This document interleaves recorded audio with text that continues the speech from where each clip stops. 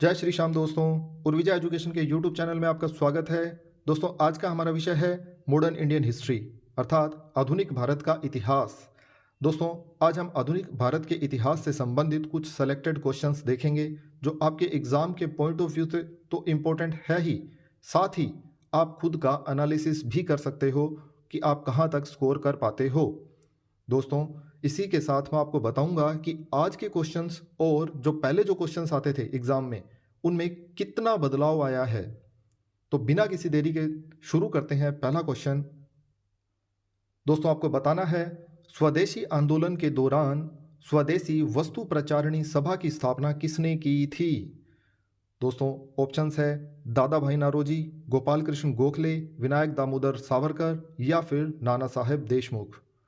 Important question है दोस्तों, आपको बताना है स्वदेशी वस्तु प्रचारिणी सभा की स्थापना किसके द्वारा की गई थी। तो इसका सही आंसर होगा दोस्तों, आपने सोच लिया होगा तो अब मैं आपको बता देता हूं, ऑप्शन डी अर्थात नाना साहेब देशमुख ने। दोस्तों, नाना साहेब देशमुख ने स्वदेशी वस्तु प्रचारिणी सभा की स्थापना 1905 में की थी और इसका प्रमुख उद्देश्य जो था वह था स्वदेशी उत्पादों के उपयोग को बढ़ावा देना और भारतीय हस्तशिल्प का समर्थन करना। दोस्तों, आज के समय में जो क्वेश्चंस आते हैं उनमें उद्देश्य जरूर पूछा जाता है किसी भी संस्था का जिसकी स्थापना स्वतंत्रता आंदोलन के दौरान की गई थी, क्योंकि किसने की थी, कब की गई थी, ये एग्जाम्स में जो क्वेश्चन आते थे इनका लगभग सभी बच्चों को पता होता है सॉल्यूशन। तो आपको कुछ खास याद रखना है या दो कदम आगे रहना है तो आपको पता होना चाहिए कि उस संस्था का उद्देश्य क्या था। तो इस संस्था का उद्देश्य था स्वदेशी उत्पादों के उपयोग को बढ़ावा देना और भारतीय हस्तशिल्प का समर्थन करना। तो दोस्तों, चलते हैं नेक्स्ट क्वेश्चन पे। वंदे मातरम पहली बार भारतीय राष्ट्रीय कांग्रेस के किस अधिवेशन में गाया गया था। दोस्तों, आपको बताना है वंदे मातरम गीत जो गाया गया था वह भारतीय राष्ट्रीय कांग्रेस के किस अधिवेशन में पहली बार गाया गया था। 1886 के अधिवेशन में, 1892 के अधिवेशन में, 1896 के अधिवेशन में या 1904 के अधिवेशन में। तो दोस्तों, इसका सही आंसर होगा ऑप्शन सी 1896 के अधिवेशन में। दोस्तों, 1896 के अधिवेशन जो हुआ था उसकी अध्यक्षता एम रहीमतुल्ला सयानी ने की थी और यह अधिवेशन कलकत्ता में हुआ था।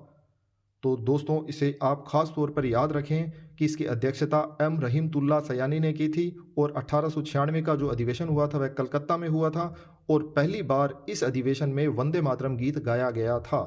3 फैक्ट आपको एक क्वेश्चन में मिलते हैं, यही कथन के रूप में आपसे पूछे जाएंगे, तो इन्हें आप याद रखें।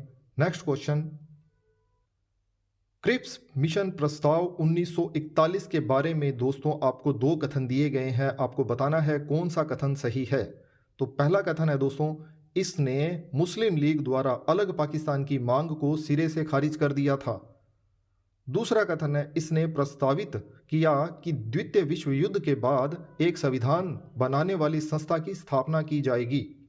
तो दोस्तों, बताना है आपको कि दोनों कथन में से कौन सा कथन सही है, या दोनों सही है या दोनों गलत है।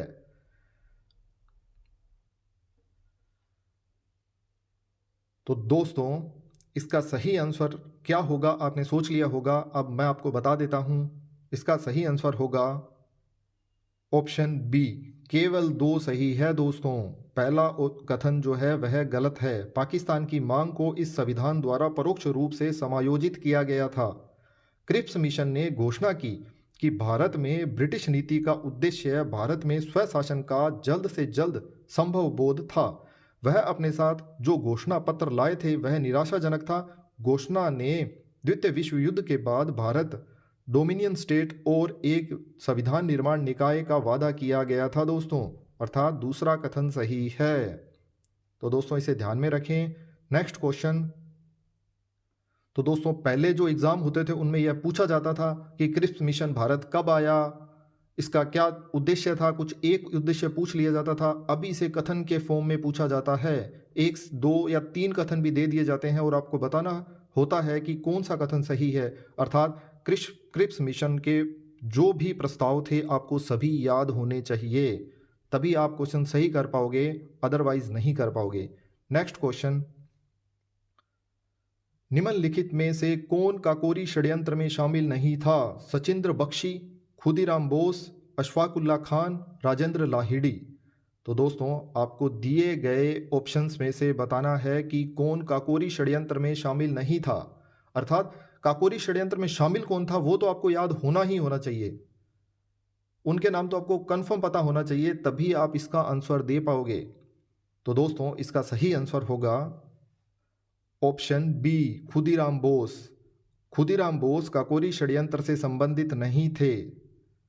काकोरी षड्यंत्र में जो शामिल थे उनमें थे सचिंद्र बख्शी, अशफाकुल्ला खान, राजेंद्र लाहिड़ी, और ये हिंदुस्तान रिपब्लिक एसोसिएशन के सदस्य थे। इन्होंने काकोरी कांड को अंजाम दिया था 9 अगस्त 1925 को, और यह काकोरी स्थान जो है वह लखनऊ जो उत्तर प्रदेश में है उससे 16 किलोमीटर दूर स्थित है। आपको याद होना चाहिए दोस्तों, इस क्वेश्चन में काफ़ी फैक्ट हैं जो आपको कंफर्म याद होने चाहिए। तो दोस्तों नेक्स्ट क्वेश्चन, 1942 के भारत छोड़ो आंदोलन के बारे में निम्नलिखित में से कौन सा अवलोकन सही नहीं है? तो दोस्तों आपको बताना है कि 1942 के भारत छोड़ो आंदोलन के बारे में दिए गए ऑप्शंस में से कौन सा कथन सही नहीं है। यह आंदोलन अगस्त आंदोलन के नाम से जाना जाता था। इसका नेतृत्व महात्मा गांधी ने किया था। यह एक सहज आंदोलन था। इसने सामान्य रूप से श्रमिक वर्ग को आकर्षित किया था। तो दोस्तों इसका सही आंसर होगा ऑप्शन डी, इसने सामान्य रूप से श्रमिक वर्ग को आकर्षित नहीं किया था। यह कथन गलत है इसका। अर्थात भारत छोड़ो आंदोलन का अधिकांश हिस्सा मजदूर वर्ग द्वारा चलाया गया था, क्योंकि उन्होंने बंद और हड़ताल के माध्यम से आंदोलन को अंजाम दिया था। तो ऑप्शन डी गलत है। इसने सामान्य रूप से श्रमिक वर्ग को आकर्षित किया था, न कि नहीं किया था। ये आप ध्यान में रखें। नेक्स्ट क्वेश्चन, 1857 ईस्वी के विद्रोह के लिए किसने कहा था कि तथाकथित प्रथम राष्ट्रीय स्वाधीनता संग्राम न तो प्रथम है, न राष्ट्रीय है और न ही स्वाधीनता संग्राम है? LER रीस ने, जॉन लॉरेंस ने, RC मजूमदार ने या SN सेन ने? तो दोस्तों आपको इसका सही आंसर बताना है। दोस्तों ऐसे क्वेश्चन एग्जाम में पूछे जाते हैं कथन से रिलेटेड कि 1857 के दौरान या स्वतंत्रता संग्राम के दौरान किसने क्या कहा था। तो ये आप ध्यान में रखें, ज़्यादा नहीं होते हैं, कुछ ही होते हैं और ये सिलेक्टेड होते हैं। इनको आप इजीली याद रख सकते हो, मैं अभी बताऊंगा डिस्क्रिप्शन में आपको। तो दोस्तों इसका सही आंसर होगा option C, RC Majumdar. RC Majumdar ने कहा था कि जिसे आप 1857 का स्वतंत्रता संग्राम, प्रथम राष्ट्रीय स्वाधीनता संग्राम कह रहे हो, वह ना तो प्रथम है, न ही राष्ट्रीय है और न ही स्वाधीनता संग्राम है। तो ये कैसे, और जो ऑप्शंस दिए गए हैं उनसे संबंधित भी हम बात करेंगे अभी डिस्क्रिप्शन में। जैसे जो ऑप्शंस दिए गए थे उसमें RC मजूमदार का हमने अभी देखा है। LER रीस ने कहा था कि यह ईसाई धर्म के खिलाफ एक युद्ध था। SN सेन और जॉन लॉरेंस जो ऑप्शंस में दिए गए हैं उन्होंने कहा था यह एक सिपाही विद्रोह था। तो दोस्तों ये आप याद रखें कि ये एक सिपाही विद्रोह था। यह किसने कहा था? तो यह SN सेन और जॉन लॉरेंस ने कहा था। R होम्स ने कहा था कि यह सभ्य और असभ्य लोगों का संघर्ष है। बेंजामिन डिज़राइली ने कहा था कि यह एक राष्ट्रीय विद्रोह है। आउटराम ने कहा था कि यह भारत से अंग्रेजों को उखाड़ फेंकने के लिए एक मुस्लिम साजिश है। वीर सावरकर ने कहा था कि यह भारत का प्रथम स्वतंत्रता संग्राम है। तो दोस्तों पहला और आठवां आपको ध्यान में रखना है। भारत का प्रथम स्वतंत्रता संग्राम इसे किसने कहा था? वीर सावरकर ने। और किसने इसको गलत बताया कि यह प्रथम स्वतंत्रता संग्राम नहीं है? RC मजूमदार ने। दोनों आप याद रखें। नेक्स्ट क्वेश्चन, बंगाल विभाजन के खिलाफ स्वदेशी और बहिष्कार के कार्यक्रम की कल्पना किसके द्वारा की गई थी? अरविंद घोष, रास बिहारी बोस, सुरेंद्रनाथ बनर्जी, विपिन चंद्र पाल? दोस्तों आपको बताना है बंगाल विभाजन के खिलाफ स्वदेशी और बहिष्कार के कार्यक्रम की कल्पना किसके द्वारा की गई थी दिए गए ऑप्शंस में से? तो आपने सही आंसर सोच लिया होगा। तो इसका सही आंसर होगा दोस्तों ऑप्शन ए, अरविंद घोष के द्वारा। स्वदेशी आंदोलन जो 1905 में हुआ था, उस समय भारत के वायसराय थे लॉर्ड कर्जन, और यह बंगाल विभाजन की योजना उन्हीं के द्वारा बनाई गई थी। 1911 तक जारी रहा यह आंदोलन, जो विभाजन था यह पूर्व गांधीवादी आंदोलन का सबसे सफल आंदोलन था। इसके मुख्य वास्तुकार अरविंद घोष थे। वंदे मातरम गीत जो 1896 में कलकत्ता अधिवेशन में गाया गया था, वह बहिष्कार और स्वदेशी आंदोलन का विषय गीत बना था दोस्तों, याद रखें इसे। और इसी समय एक स्कूल शिक्षक अश्विनी कुमार दत्त ने 12 साल में स्वदेशी बांधव समिति की स्थापना की थी दोस्तों। यह महत्वपूर्ण समिति थी दोस्तों उस समय की, काफ़ी बार एग्जाम्स में पूछा जाता है दोस्तों। पहले ये सीधा सीधा पूछा जाता था कि स्वदेशी बांधव समिति की स्थापना किसने की थी, अश्विनी कुमार दत्त ने की थी, लेकिन अभी इसे कथन के फॉर्म में पूछा जाता है और पूछा जाएगा, अगर पूछा जाएगा तो दोस्तों इसे ध्यान में रखें। नेक्स्ट क्वेश्चन, स्थायी राजस्व बंदोबस्त किस वर्ष में शुरू किया गया था? 1796, 1795, 1794 या 1793? दोस्तों आपको बताना है स्थायी राजस्व बंदोबस्त किस वर्ष में शुरू किया गया था। स्थायी राजस्व बंदोबस्त क्या है यह तो आप समझ रहे हो ना, भू राजस्व व्यवस्था थी यह, और यह कब शुरू की गई थी यह आपको बताना है अभी। तो दोस्तों इसका सही आंसर होगा ऑप्शन डी, 1793 में शुरू की गई स्थायी भू राजस्व बंदोबस्त व्यवस्था लॉर्ड कॉर्नवालिस द्वारा शुरू की गई थी दोस्तों, और यह 1793 में शुरू की गई थी। अब एग्जाम्स में पूछा जाएगा यह कौन कौन से क्षेत्र में शुरू की गई थी। सीधा सीधा तो सभी को पता होगा लमसम कि यह 1793 में लॉर्ड कॉर्नवालिस द्वारा शुरू की गई थी, सबने रट के रखा है इसे। कौन से क्षेत्र में शुरू की गई थी? बंगाल, बिहार, उड़ीसा और बनारस व मद्रास के उत्तरी जिलों में शुरू की गई थी दोस्तों। स्थायी भूमि राजस्व समझौता जो था वह ईस्ट इंडिया कंपनी और बंगाल के जमींदारों के बीच एक समझौता था दोस्तों। इसे आप खास तौर पर ध्यान रखें, क्योंकि ये इस समझौते ने जमींदारों को स्थायित्व प्रदान किया था भूमि पर। काश्तकारों का बीच में से काश्तकारों का कोई इसमें रोल ही नहीं था, सीधा जमींदारों से ईस्ट इंडिया कंपनी द्वारा डील की जाती थी। जमींदार से जो भी लगान की जो रकम वसूल की जाती थी वह ज़्यादा से ज़्यादा वसूल की जाती थी कंपनी के द्वारा। तो और उस रकम को अधिकतम बनाने के लिए काश्तकारों का शोषण किया जाता था जमींदारों के द्वारा। यह ध्यान में रखें आप दोस्तों। स्थायी बंदोबस्त के विचार की योजना जॉन शोर ने बनाई थी, यह भी आप ध्यान में रखें। नेक्स्ट क्वेश्चन, 1916 के प्रसिद्ध लखनऊ समझौता पर किसने हस्ताक्षर किए थे? अर्थात किन किन के बीच हस्ताक्षर किए गए थे 1916 के प्रसिद्ध लखनऊ समझौते पर? महात्मा गांधी और आगा खां के, बाल गंगाधर तिलक और मोहम्मद अली जिन्ना के, महात्मा गांधी और मोहम्मद अली जिन्ना के, बाल गंगाधर तिलक और आगा खां के।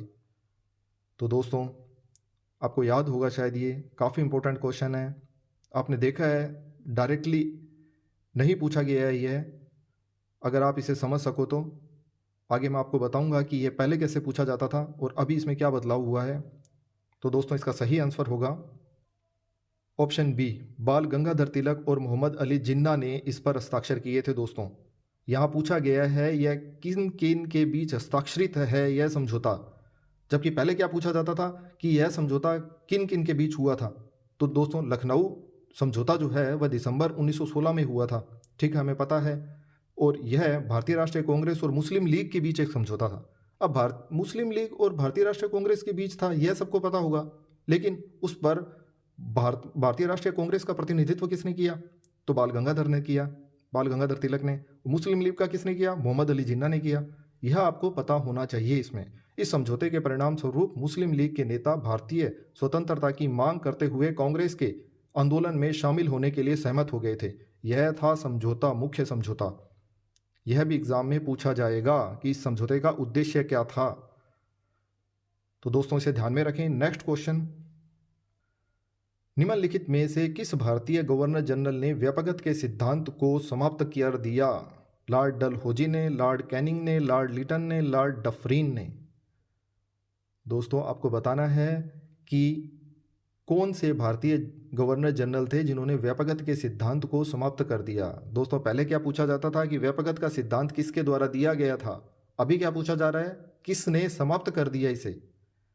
तो इसका सही आंसर होगा दोस्तों ऑप्शन बी, लॉर्ड कैनिंग ने।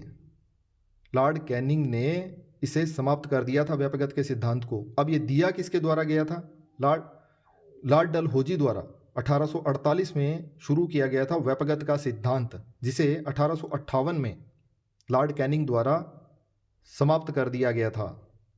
इसे आप ध्यान में रखें। व्यपगत के सिद्धांत को ऐसे राज्यों को अधिकार में लेने के लिए एक विचार के साथ सुसज्जित किया गया था जिनका कोई उत्तराधिकारी नहीं है।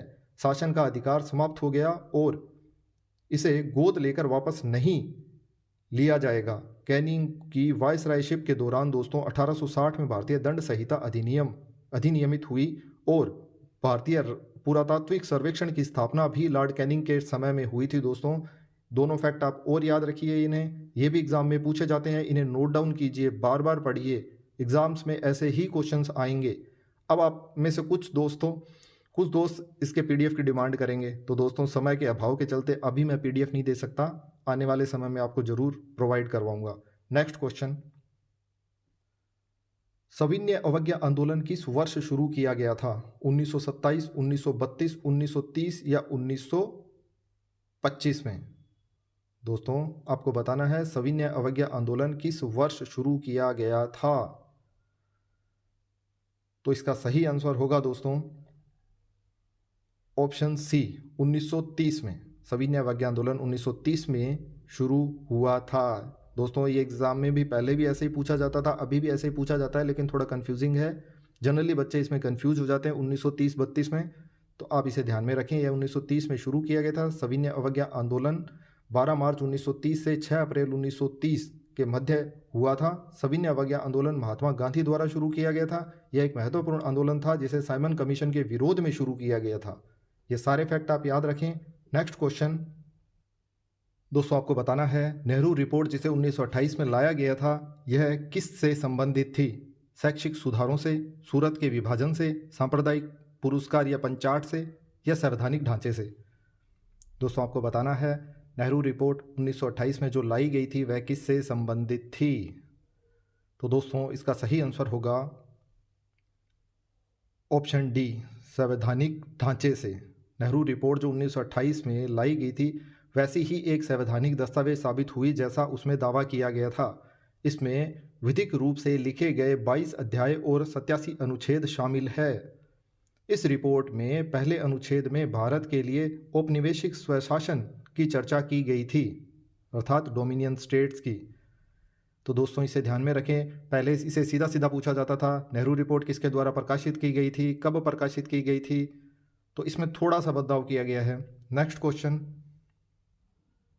सुभाष चंद्र बोस ने भारतीय राष्ट्रीय कांग्रेस छोड़ने के बाद किस दल की स्थापना की? क्रांतिकारी पार्टी, आज़ाद हिंद फौज, रिपब्लिक पार्टी या फॉरवर्ड ब्लॉक? दोस्तों आपको बताना है सुभाष चंद्र बोस द्वारा भारतीय राष्ट्रीय कांग्रेस छोड़ देने के बाद कौन से दल की स्थापना की गई थी? तो इसका सही आंसर होगा दोस्तों फॉरवर्ड ब्लॉक। सुभाष चंद्र बोस द्वारा भारतीय राष्ट्रीय कांग्रेस छोड़ने के बाद फॉरवर्ड ब्लॉक की स्थापना की गई थी। यह कब की गई थी दोस्तों?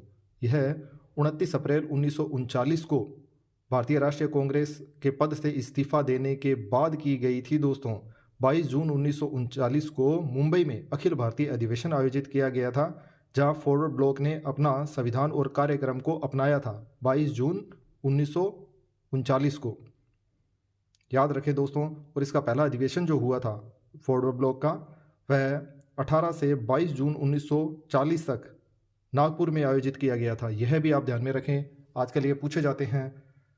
नेक्स्ट क्वेश्चन, भारतीय राष्ट्रीय कांग्रेस के अध्यक्ष बनने वाले सबसे कम आयु के व्यक्ति कौन थे दोस्तों? जवाहरलाल नेहरू, अबुल कलाम आजाद, आनंद मोहन बोस, भूपेंद्र नाथ बोस?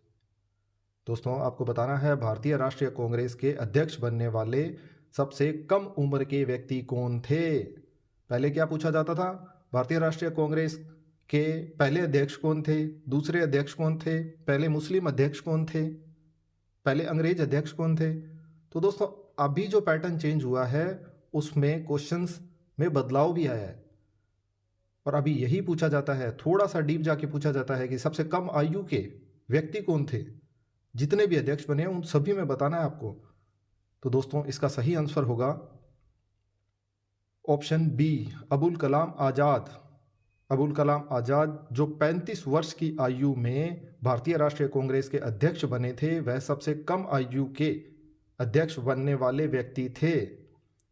1923 में दिल्ली में आयोजित भारतीय राष्ट्रीय कांग्रेस के विशेष अधिवेशन में मौलाना अबुल कलाम आज़ाद द्वारा अध्यक्षता की गई थी और अबुल कलाम आज़ाद 1940 से 1946 तक लगातार 6 वर्षों तक भारतीय राष्ट्रीय कांग्रेस के अध्यक्ष रहे थे दोस्तों। यह भी आप याद रखें। तो याद रखें दोस्तों, इंपॉर्टेंट है, मौलाना अबुल कलाम आज़ाद द्वारा भारतीय राष्ट्रीय कांग्रेस के अधिवेशन की अध्यक्षता कब की गई थी? 1923 में। नेक्स्ट क्वेश्चन, राजा राम मोहन राय के बारे में निम्नलिखित में से कौन सा कथन सही है दोस्तों, सही नहीं है, यह आपको बताना है। उन्होंने ए गिफ्ट टू मोनोथेइस्ट्स नामक पुस्तक लिखी। उन्हें आधुनिक भारतीय पुनर्जागरण का अग्रदूत माना जाता है। वह सभी मनुष्यों की सामाजिक समानता में विश्वास करते थे। उन्होंने आर्य समाज की स्थापना की थी। तो दोस्तों आपको बताना है दिए गए ऑप्शंस में से कौन सा सही नहीं है।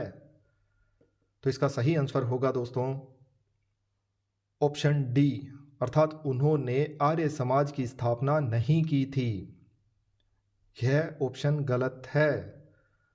राजा राम मोहन राय ने 1928 में ब्रह्म समाज की स्थापना की थी दोस्तों, जबकि आर्य समाज की स्थापना दयानंद सरस्वती ने की थी और यह 7 अप्रैल 1875 को की गई थी दोस्तों आजकल जो क्वेश्चन पूछे जाते हैं उनमें यह भी पूछा जाता है, इनका मतलब क्रम पूछ लिया जाता है। ब्रह्म समाज, वेद समाज, दयानंद सरस्वती द्वारा किए गए आर्य समाज की स्थापना का जो क्रम है कि सुमिलित करने के लिए पूछ लिया जाता है कि सुमिलित कीजिए कि किसकी स्थापना कब की गई थी। मतलब एक ही क्वेश्चन में आपको 3-4 क्वेश्चंस देखने को मिलेंगे, जबकि पहले ये सीधा सीधा पूछा जाता था। ब्रह्म समाज की स्थापना किसने की थी, कब की थी, आर्य समाज की स्थापना किसने की थी, तो वह अब नहीं पूछा जाता है। मतलब आपको सभी समाज जो बने हैं उनकी स्थापना का जो समय था वह याद होना चाहिए। नेक्स्ट क्वेश्चन, मुस्लिम लीग द्वारा प्रत्यक्ष कार्रवाई दिवस जो बनाया गया था वह कब प्रारंभ की गई थी या कब मनाया गया था? प्रत्यक्ष कार्यवाही दिवस 16 अगस्त 1945, 9 अगस्त 1946, 18 अगस्त 1946 या 16 अगस्त 1946। दोस्तों आपको बताना है मुस्लिम लीग द्वारा प्रत्यक्ष कार्रवाई दिवस कब प्रारंभ की गई थी या प्रत्यक्ष कार्यवाही कब प्रारंभ की गई थी। तो इसका सही आंसर होगा दोस्तों ऑप्शन डी, 16 अगस्त 1946 को। मुस्लिम लीग द्वारा प्रत्यक्ष कार्रवाई 16 अगस्त 1946 को प्रारंभ की गई थी और इस दिन को प्रत्यक्ष कार्यवाही दिवस के रूप में घोषित किया गया था। इस दिन कलकत्ता में कई दिनों तक दंगे हुए और हजारों लोगों की मौत हुई थी दोस्तों। कैबिनेट मिशन की विफलता के बाद मुस्लिम लीग ने अपनी पाकिस्तान की मांग को जीतने के लिए बड़े पैमाने पर जन आंदोलन करने का फैसला किया था और इसी को प्रत्यक्ष कार्यवाही दिवस के रूप में मनाया गया था दोस्तों। तो दोस्तों याद रखें, काफ़ी इंपॉर्टेंट है, एग्ज़ाम के पॉइंट ऑफ व्यू से बार बार पूछे जाने वाले क्वेश्चंस है ये सारे। इसी के साथ आधुनिक भारत से संबंधित क्वेश्चन समाप्त होते हैं। मिलते हैं नेक्स्ट वीडियो में। धन्यवाद। जय श्री राम, जय श्री श्याम।